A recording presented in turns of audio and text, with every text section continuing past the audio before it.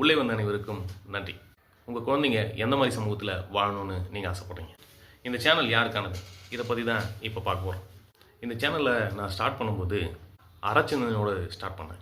இந்த சேனலோட டிஸ்கிரிப்ஷன் பாக்ஸில் நான் இப்படி எழுதினேன்: அறம் கொண்ட மனிதர்களால் மட்டுமே இந்த உலகம் உயிர்ப்புடன் இருக்கிறது. அறம் கொண்ட மனிதர்களின் எண்ணிக்கையை இந்த சமூகத்தில் அதிகரிப்பதே இந்த சேனலோட நோக்கம். அறம் உலகை வழிநடத்தட்டும். ஆரம்பத்தில் வீடியோ போடும்போது தனிமனித ஒழுக்கம், தனிமனித வளர்ச்சி பார்த்து போட்டேன். ஏன்னா தனிமனித வளர்ச்சி ஒரு குடும்பத்தோட வளர்ச்சியாக இருக்கும்னு நான் நம்பினேன். அதுக்கப்புறம் என்னாச்சு, வீடியோ போட்டுட்டு வியூஸ் வந்துச்சா, லைக்ஸ் வந்துச்சா, சப்ஸ்கிரைபர்ஸ் வந்துச்சா அப்படின்னு பார்க்க ஆரம்பிச்சிட்டேன். என்னோடய நோக்கத்திலேருந்து நான் விலகி போயிட்டேன். கடந்த 6/2/2026 அன்றைக்கி வில்வார்னியில் இருக்கிற முருகர் கோயிலுக்கு நான் போயிருந்தேன். அங்கே கண்ணை மூடி அமைதியாக உட்காந்துருந்தபோது எனக்குள்ள ஒரு தாட்: உன்னோட நோக்கத்திலேருந்து நீ விலகி போயிட்டுருக்க. அறம் கொண்ட மனிதர்களின் எண்ணிக்கையை இந்த சமூகத்தில் நீ அதிகரிச்சிட்டியா அப்படின்னு ஒரு எண்ணம்.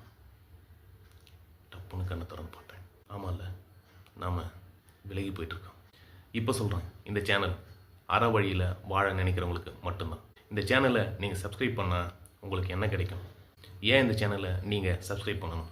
அறத்தோட ஒரு மனிதன் எப்படி வாழணும்னு இனிமேல் நான் பேச போகிறேன். அறத்தின் வழியில் எப்படி பணம் சம்பாதிக்கிறது அப்படின்னு பேச போகிறேன். அறத்தின் வழியில் குடும்பம் எப்படி நடத்துறது, அதாவது இல்லறம் எப்படி நடத்துறதுன்னு நான் பேச போகிறேன். அறம் கொண்ட மனிதர்களின் எண்ணிக்கையை இந்த சமூகத்தில் அதிகரிக்கணும். உங்கள் குழந்தைங்க அறம் கொண்ட சமூகத்தில் வாழணும்னு நீங்கள் ஆசைப்பட்டீங்கன்னா நம்ம சேனலை சப்ஸ்கிரைப் பண்ணுங்கள். கரம் கோர்ப்போம், அறம் வளர்ப்போம். நன்றி.